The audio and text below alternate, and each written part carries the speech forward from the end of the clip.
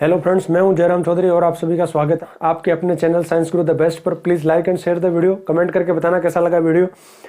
आज की क्लास है class 10 chapter 5 periodic classification of elements. ये पढ़ेंगे हम पूरा चैप्टर। टर्म 2 के सिलेबस में 2 वीडियो इस पर बनने वाले हैं, दोनों में ये पूरा चैप्टर आपका क्लियर हो जाएगा।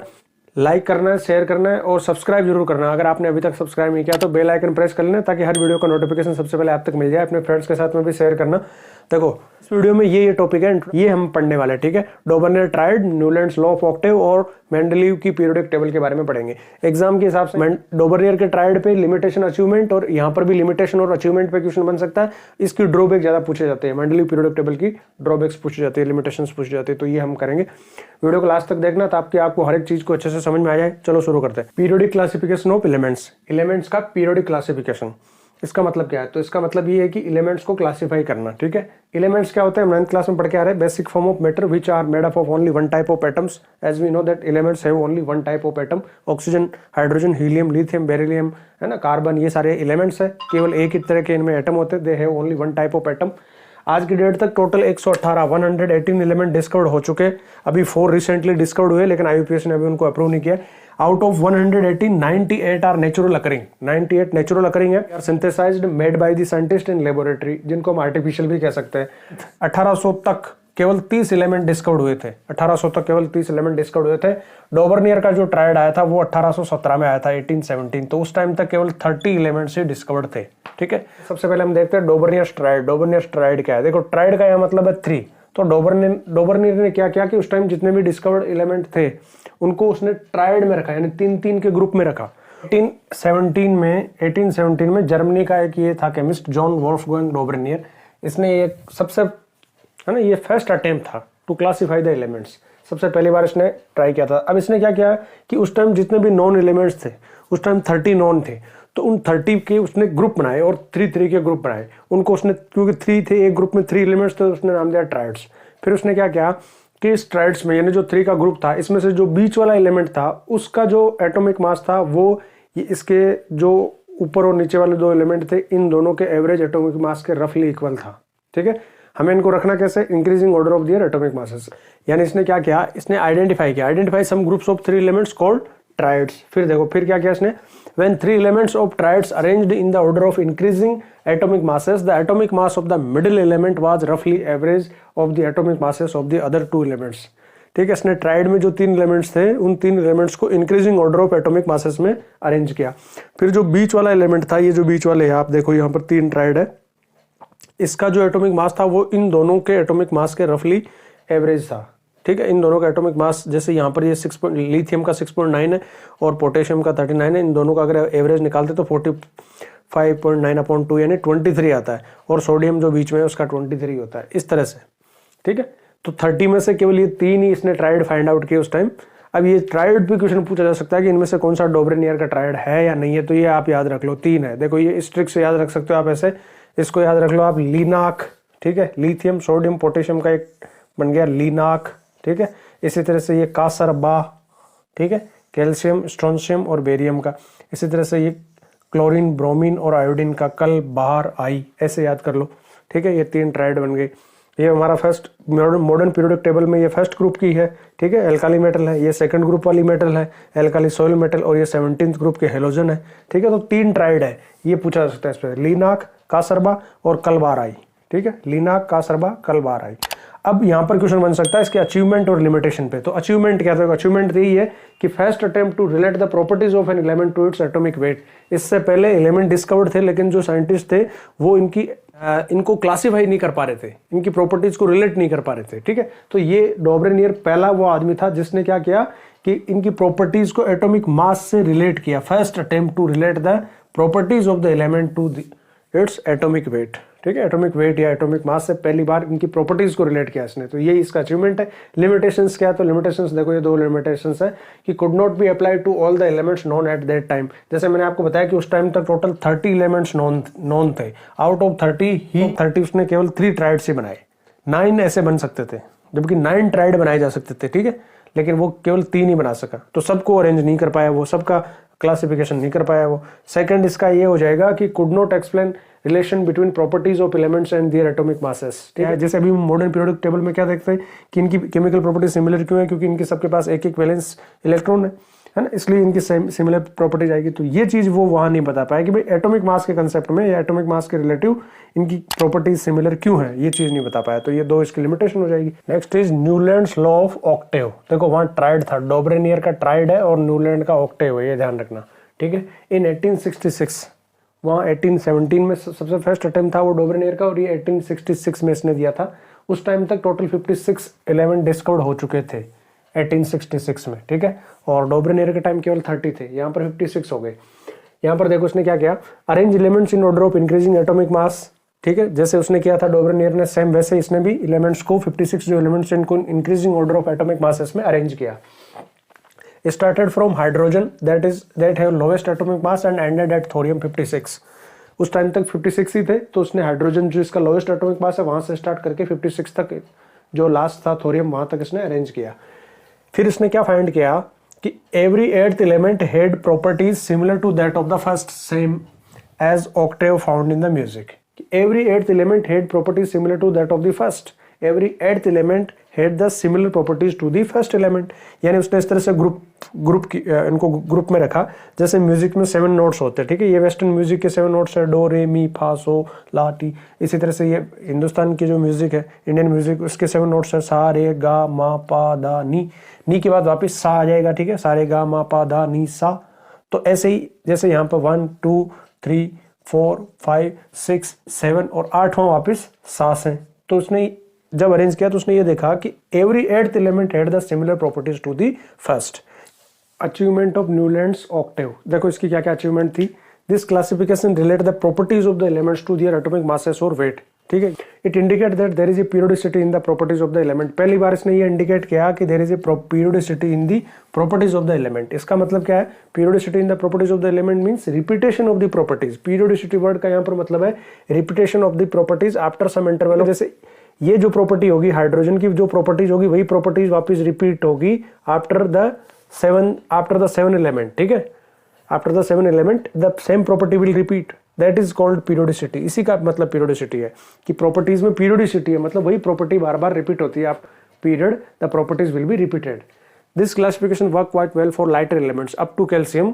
अप टू कैल्शियम तक ये बहुत बेस्ट है। ठीक है, कैल्शियम तक के लिए ये अच्छे से काम करता है। इसका लिमिटेशंस ऑफ न्यूलैंड, इसकी लिमिटेशंस क्या क्या थी देखो। सबसे पहले applicable only up to calcium. After calcium every eighth element did not possess properties similar to that of the first. इसने क्या कहा था कि every eighth elements have the same properties to the first, कि एर्थ एलिमेंट की वही properties होगी जो फर्स्ट की होगी। लेकिन ये कैल्शियम तक तो ठीक है, it is applicable up to calcium, but after calcium the properties did not match to the first element. ठीक है, कैल्शियम तक तो ठीक है यहाँ तक तो, लेकिन अब यहाँ पर जो है ना, इसकी प्रॉपर्टी इससे मैच नहीं करती, इसकी प्रॉपर्टी इससे मैच नहीं करती, इसकी इससे नहीं करती, इसकी इससे नहीं करती।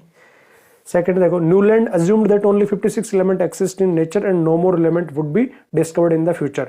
कि भाई 56 ही है और आगे एलिमेंट डिस्कवर्ड नहीं होंगे, ऐसा उसने अज्यूम किया था। लेकिन ये बिल्कुल गलत है। आज हम जानते हैं टोटल कितने 118 है। और 2 fit element in is table he adjusted 2 elements in the same slot. यहाँ देखो ये एक ही स्लॉट में 2 को, ठीक है, ये देखो एक ही स्लॉट पे 2 एलिमेंट को इसने कर रखा है फिट, तो ये भी ठीक नहीं है, ये इसकी लिमिटेशन है। He put some unlike elements under the same note, और ये सबसे बड़ी प्रॉब्लम है, इसकी सबसे बड़ी ड्रॉबैक यही है कि अनलाइक एलिमेंट्स को इसने एक साथ रख दिया। जैसे अगर हम देखें तो चलो हाइड्रोजन की प्रॉपर्टीज इनसे थोड़ी बहुत रिसेंबल होती है इस ग्रुप में, 17th ग्रुप के मेंबर है ये हेलोजन, फ्लोरीन, क्लोरीन, ब्रोमीन, लेकिन कोबाल्ट और निकल इनकी प्रॉपर्टी तो इस ग्रुप से मैच ही नहीं होती, फिर इसको यहाँ कैसे रख दिया। इसी तरह से ये देखो, ये जो है फर्स्ट ग्रुप है, लिथियम, सोडियम, पोटेशियम, लेकिन कॉपर की प्रॉपर्टी इनसे मैच नहीं करती है, कॉपर यहाँ आना ही नहीं चाहिए। इसी तरह से देखो सेकंड ग्रुप के मेंबर है ये, लेकिन ये जिंक देखो आप, जिंक है ही नहीं है ना, ये है बेरिलियम है, मैग्नीशियम है, कैल्शियम है, स्ट्रोंशियम है, लेकिन जिंक की प्रॉपर्टी इनसे किसी से मैच नहीं करती, अनलाइक प्रॉपर्टीज है जिंक की यहाँ पर, फिर भी इसको रखा है। इसी तरह से ये जो 13th ग्रुप है, इसमें ये क्रोमियम, इसकी प्रॉपर्टी यहाँ मैच नहीं करती, इसको यहाँ नहीं रखना चाहिए था, है ना। इसी तरह से इस ग्रुप में जो है ना, ये 14th कार्बन वाला ग्रुप जो है, इसमें ये जो Ti और In, इन दोनों की प्रॉपर्टीज यहाँ पर मैच नहीं करती, ये दोनों इस ग्रुप में आनी चाहिए, इनकी प्रॉपर्टीज इनसे मैच करती है। यहाँ पर मैग्नीज की प्रॉपर्टीज मैच नहीं करेगी। यहाँ आयरन देखो, आयरन की प्रॉपर्टीज कोबाल्ट और निकल से मैच करती है, तो कोबाल्ट और निकल और आयरन को एक ग्रुप में रख देना चाहिए था यार, उस हिसाब से प्रॉपर्टीज को। अब आयरन को तो यहाँ इस ग्रुप में रखा हुआ है, तो इसको पढ़ लेते हैं। मेन बातें मॉडर्न इसकी मेंडलीव की पीरियोडिक टेबल की क्या है, देखो In 1869 he published his modern periodic table. At that time 63 elements were discovered. उस टाइम 63 डिस्कवर्ड थे, ये ध्यान रखना। 1869 में पब्लिश किया और उस टाइम 63 थे। अब इसने क्या किया, इसने भी वही सेम एटॉमिक मासेस के इंक्रीजिंग ऑर्डर पर रखा इसने, ठीक है। इसने अरेंज किया एलिमेंट्स को इन order of their increasing atomic masses, और इसने एटॉमिक मासेस से उन एलिमेंट्स की फिजिकल और केमिकल प्रॉपर्टीज को रिलेट किया। यानी केमिकल और फिजिकल प्रॉपर्टीज को उसने बताया कि अगर जैसे किसी एलिमेंट की जो केमिकल फिजिकल प्रॉपर्टीज है तो उसने बताया कि ये because of its atomic mass है, ठीक है। और केमिकल प्रॉपर्टीज में स्पेशली इसने हाइड्राइड और ऑक्साइड लिए, ठीक है, क्योंकि हाइड्रोजन और ऑक्सीजन जो है वो एबंडेंट है इन नेचर में, और हाइड्रोजन ऑक्सीजन सभी एलिमेंट के साथ में रिएक्शन करके उनके हाइड्राइड और ऑक्साइड फॉर्म कर लेती है। इसलिए ये भी पूछा जा सकता है कि इसने केमिकल प्रॉपर्टीज में कौन सी केमिकल प्रॉपर्टीज ली, तो ऑक्साइड और हाइड्राइड लिए, सभी एलिमेंट्स के ऑक्साइड और हाइड्राइड लिए, उनके क्या क्या फॉर्मूला बन रहा है उसके हिसाब से इसने उनकी प्रॉपर्टीज की स्टडी की। देखो इसने क्या किया, मैं आपको बताता हूं कि उस टाइम जब 63 थे तो इसने 63 कार्ड लिए। जैसे ताश में कार्ड्स नहीं होते, कि ताश में कार्ड होते 52 कार्ड्स होते, तो इस तरह से उसने 63 कार्ड्स लिए, और हर एक एलिमेंट की 1 से लेके 63 एलिमेंट्स की टोटल सबकी पहले उसने स्टडी की, उनकी प्रॉपर्टीज की स्टडी की, यानी उनके ऑक्साइड बनाए, उनके हाइड्राइड बनाए, और फिर उनकी प्रॉपर्टीज हर एक एलिमेंट की एक कार्ड पर प्रॉपर्टी ये लिखता गया, ठीक है। जैसे हाइड्रोजन लिया, उसकी जो प्रॉपर्टी थी, यानी उसके ऑक्साइड हाइड्राइड कैसे बने, उसकी प्रॉपर्टीज वो कार्ड पे लिखता गया। फिर उसने सारे कार्ड्स में थे जिन जिन की सिमिलर प्रॉपर्टीज थी, यानी जिनके ऑक्साइड के और हाइड्राइड के सेम फॉर्मूलाज थे, उन कार्ड को एक साथ इकट्ठा किया और वाल पे दीवार पे पिन करता गया, ठीक है, पिन करता गया ऐसे सिमिलर प्रॉपर्टीज वाले, इस तरह से ये पिन करता गया, ठीक है। और फिर उसने सबको, जब सारे 63 अरेंज हो गए इस तरह से प्रॉपर्टीज के बेस पर, केमिकल प्रॉपर्टीज के बेस पर, तब उसने फिर देखा कि जब उसने देखा कि जो सेम प्रॉपर्टीज वाले हैं उनके एटॉमिक मासेस में भी एक पीरियोडिसिटी है। पीरियोडिसिटी का मतलब है कि उनके एटॉमिक मास जो है ना वो इस तरह से बढ़ रहे हैं कि एक पीरियड के बाद में वापस वही केमिकल प्रॉपर्टीज आ रही है। तो फिर उसने उनको पीरियड और ग्रुप में डिवाइड कर दिया। अब कितने पीरियड और कितने ग्रुप है वो हमको देखना है। वर्टिकल जो रोज है उनको हम कहते हैं ग्रुप, और यहाँ पर टोटल 8 ग्रुप है जिसको उसने 1 to 8 रोमन नंबर में इंडिकेट किया। और फर्स्ट जो 7 है 1 to 7 उसको उसने 2 में डिवाइड कर रखा, 2 सब ग्रुप में, ए और बी में डिवाइड कर रखा है। पीरियड्स यहाँ पर टोटल 6 है, ठीक है, जबकि मॉडर्न पीरियोडिक टेबल में 7 है, और ये ग्रुप है मॉडर्न पीरियोडिक टेबल में 18, और यहाँ पर केवल 8 है। 8 का 18 हो गया और 6 की जगह 7 हो गया। अब इसने है ना ये जो पीरियड्स है इसको भी लास्ट के जो 3 है 4, 5 और 6 इसको 2 हाफ में इसने बांट रखा है, ठीक है। जो अपर हाफ है वो उसको अपर लेफ्ट में लिखा जा रहा है, और जो नीचे वाले में आ रहा है ना उसको वो लोअर राइट में लिख रहा है। आप देख सकते हो इसमें, देखो ये साथ में। और एक और बात इसकी कि इसने कुछ गैप छोड़ दिए है ना, जगह जगह आप देखो लास्ट वाले ग्रुप में भी गैप है, और भी कई जगह इसमें गैप छोड़ रखे हैं। तो ये गैप क्यों छोड़े थे, इसने ये बताया कि many elements are there yet to be discovered, है ना, बहुत सारे एलिमेंट्स अभी और है जिनको अभी डिस्कवर्ड होना बाकी है। तो उनकी प्रॉपर्टीज इसने पहले ही बता दी, जैसे वो एका, बोरोन, गैलियम, और उनके लिए इसने बताया था। और noble gases could be easily placed in separate group. जब बाद में नोबल गैसेस डिस्कवर हुई, उस टाइम नोबल गैस डिस्कवर्ड नहीं थी, क्योंकि नोबल गैसेस जो है ना वो एक तो एटमॉस्फेयर में बहुत कम है परसेंटेज उनकी, और दूसरी वो इतनी बहुत ज्यादा इनर्ट है, वो किसी के साथ रिएक्शन करती नहीं है, इसलिए उस टाइम तक डिस्कवर नहीं थी, बाद में डिस्कवर हुई। लेकिन जब बाद में डिस्कवर हुई तो बिना मेंडल की पीरियोडिक टेबल को डिस्टर्ब किए उनको सेपरेट ग्रुप में रखा जा सका। अब इसका जो लॉ है ना वो क्या है, देखो मेंडलीव्स पीरियोडिक लॉ। तो मेंडलीव पीरियोडिक लॉ क्या है कि इसने जिस बेस पर, जिस लॉ के बेस पर ये टेबल बनाई, तो वो ये है एटॉमिक मास, ठीक है। एटॉमिक मासेस के बेस पर उसने बताया था। उसने ये कहा कि भाई जो भी केमिकल और फिजिकल प्रॉपर्टीज होती है एलिमेंट की, वो because of the atomic masses है। तो इसका लॉ ये है कि physical and chemical properties of elements are a periodic function of their atomic masses. These properties are periodic function of their atomic masses. अब इसका मतलब समझो आप, इसका मतलब क्या है, chemical and physical properties of the elements recur periodically when they are arranged in order of increasing atomic masses. कि जब हम एलिमेंट्स को इंक्रीजिंग एटॉमिक मासेस के ऑर्डर में अरेंज करते हैं तो उनकी केमिकल और फिजिकल प्रॉपर्टी है वो रीअकर होती है, वापस वही प्रॉपर्टीज आ जाती है आफ्टर ए पीरियड। ये इसका लॉ है, मेंडलीव्स पीरियोडिक लॉ। अब हम इसके अचीवमेंट और ड्रॉबैक्स को देख लेते हैं। अचीवमेंट क्या क्या है मेंडल की, मेंडलीव अचीवमेंट है ना। अचीवमेंट की बात करते हैं तो सबसे पहले देखो, predict the existence of undiscovered element. इसने पीरियोडिक टेबल थी, इसमें कुछ गैप छोड़े, गैप को एज ए डिफेक्ट देखने के बजाय इसने बोल्डली ये एक्सेप्ट किया कि कुछ ऐसे एलिमेंट्स है जो यहाँ पर आएंगे, इन गैप्स में आएंगे अभी भी, ठीक है। आप देखो ये जो गैप्स छोड़े हैं इसने ये बताया कि इन गैप्स में कुछ ऐसे एलिमेंट्स आएंगे जो अभी तक डिस्कवर्ड नहीं हुए, ठीक है। तो ये प्रेडिक्शन इसका जो आगे चल के सही साबित हुआ, आगे चल के बहुत सारे नए एलिमेंट्स डिस्कवर्ड हुए और उनको उन गैप में इजीली रखा जा सका।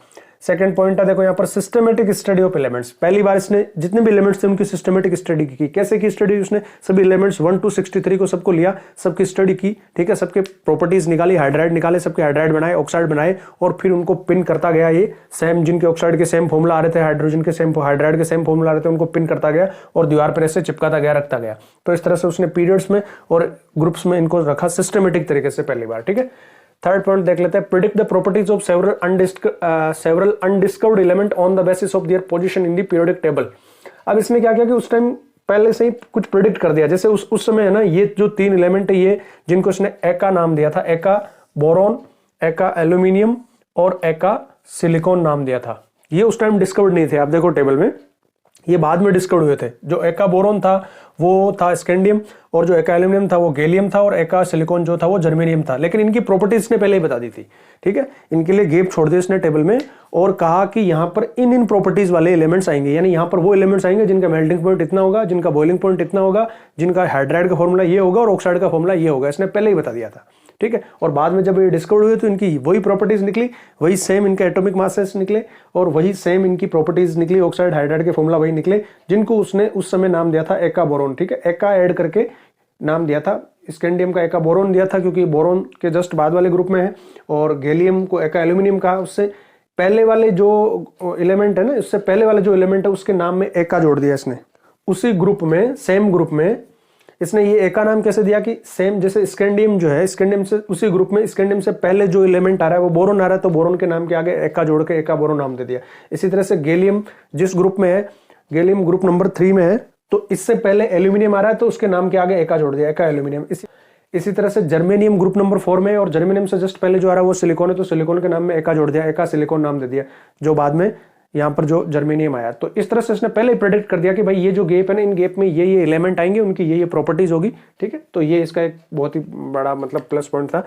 फिर देखो, correction of doubtful atomic masses.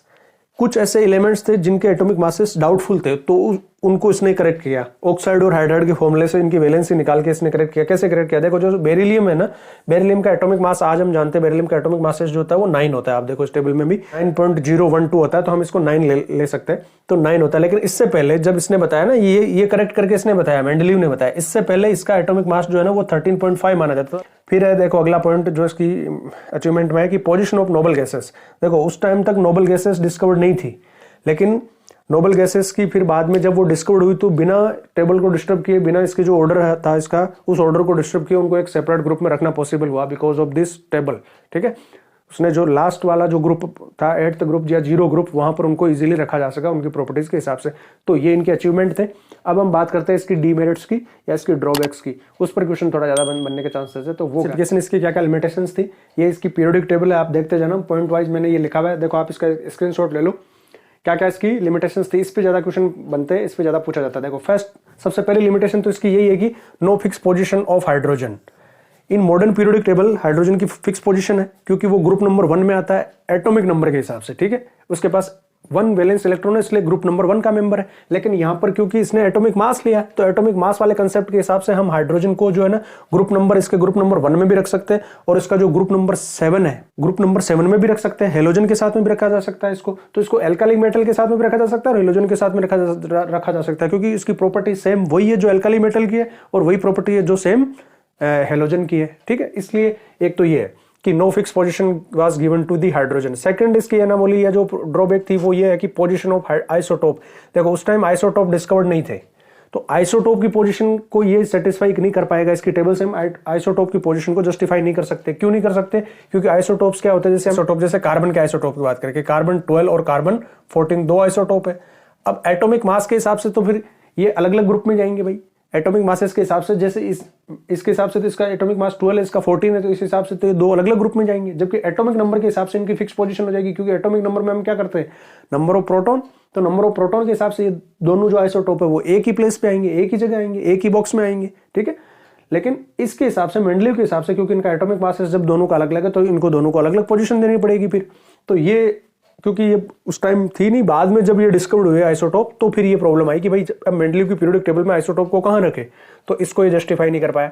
तीसरा देखो आप, atomic masses do not increases in a regular manner. आप यहां देख सकते हो कि इनके जो एटॉमिक मासेस है वो रेगुलर मैनर में इंक्रीज नहीं हो रहे, ठीक है। जैसे एक एलिमेंट से अगले में हम जा रहे हैं, तो कहीं पर एटॉमिक मास में 5, मान लो 5 इंक्रीज हो रहा है, तो कहीं पर 10 इंक्रीज हो रहा है। एटॉमिक मासेस, जैसे एटॉमिक नंबर एक रेगुलर मैनर में इंक्रीज होता है, एक एलिमेंट से अगले में जाते हैं एटॉमिक नंबर 1 इंक्रीज हो जाएगा ना, उस तरीके से एटॉमिक मासेस में कोई रेगुलर मैनर नहीं है। देखो अगला पॉइंट है कि sequence was inverted at some places, कुछ प्लेसेस पे इसने अपनी जो सीक्वेंस है उसको इन्वर्ट कर दिया, यानी जो एटॉमिक मासेस इंक्रीजिंग ऑर्डर में ले रहा था ना वो नहीं ले पाया है। यहाँ पर प्रॉपर्टीज के बेस पर इनको सिमिलर प्रॉपर्टीज वाले एलिमेंट को सेम ग्रुप में रखने के लिए इसने इन्वर्ट कर दिया। हालांकि ये ठीक बात थी कि सिमिलर प्रॉपर्टीज वाले एक ग्रुप में रखे गए, लेकिन फिर जो एटॉमिक मासेस का इंक्रीजिंग ऑर्डर था वो डिस्टर्ब हो रहा है आपका। जैसे कोबाल्ट और निकल को देखो आप, लास्ट ग्रुप जो ग्रुप नंबर 8 है उसमें कोबाल्ट और निकल देखो आप, कोबाल्ट पहले रखा गया, निकल बाद में रखा गया, जबकि एटॉमिक मास के इंक्रीजिंग ऑर्डर के हिसाब से कोबाल्ट बाद में आना चाहिए, निकल पहले आना चाहिए, कोबाल्ट का एटॉमिक मास ज्यादा है। इसी तरह से आप देखो ये टेल्यूरियम और आयोडीन को देखो, पीरियड नंबर 5 में है ना, ग्रुप नंबर 6 और 7 में टेल्यूरियम और आयोडीन देखो, इनके एटॉमिक मास को देखो, ये टेल्यूरियम बाद में आना चाहिए, आयोडीन पहले आना चाहिए, लेकिन सिमिलर प्रॉपर्टीज वाले एलिमेंट को सेम ग्रुप में रखने के लिए इसने क्या किया, इसको पहले लिखा, इसको बाद में लिखा।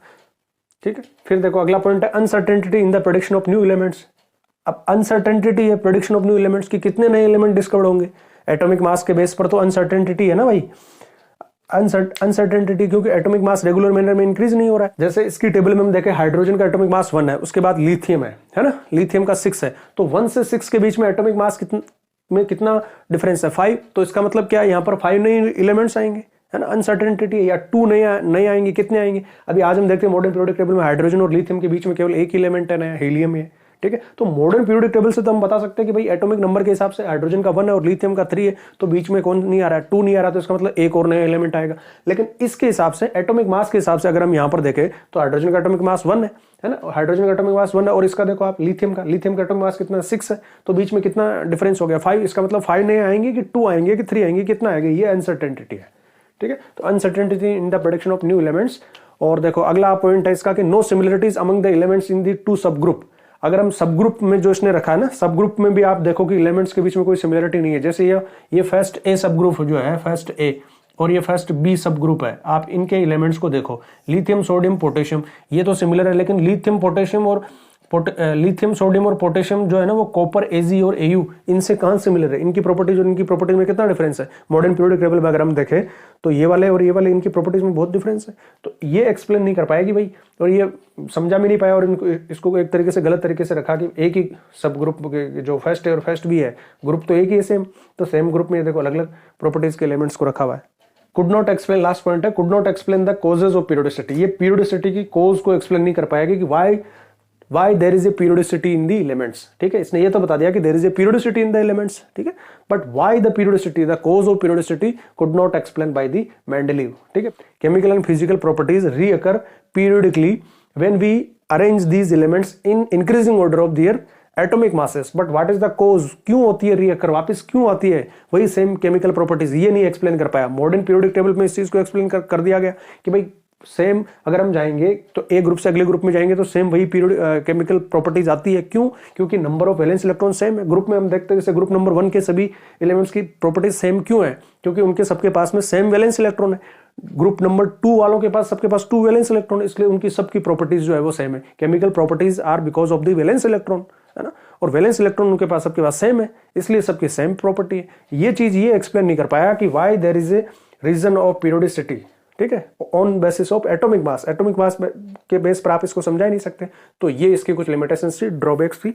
तो ये फर्स्ट वीडियो हो गया हमारा कंप्लीट। यहाँ पर मैंने आपको Dobereiner tried, Newlands law of octave और मेंडलीव पीरियोडिक टेबल बता दिया है। तीनों को आप अच्छे से देखो, अगर कहीं कोई समझ में नहीं आया तो वापस उसको दोबारा देखो, वीडियो को, आपको क्लियर हो जाएगा। नेक्स्ट वीडियो में मैं मॉडर्न पीरियोडिक टेबल लेके आ रहा हूँ, इंटरेस्टिंग तरीके से ट्रिक वाइज आपको पूरी टेबल याद करवा दूंगा और उसके ट्रेंड्स को भी अच्छे से समझा दूंगा। एक एक चीज को डिटेल में पढ़ेंगे। वीडियो को लाइक करना है, कमेंट करके बताना कैसा लगा वीडियो, कमेंट सब करेंगे, सब कमेंट करके बताएंगे मेरे को वीडियो कैसा लगा। और सब्सक्राइब करना है चैनल को, अगर आपने सब्सक्राइब नहीं किया तो अपने फ्रेंड्स के साथ में जरूर शेयर करना लिंक को, और वीडियो भी भेजना उनको ताकि वो भी इसे देखें। आपकी कोई भी डाउट है आप मुझे कमेंट सेक्शन में लिख के बता सकते हैं। तो मिलते हैं अगले वीडियो में।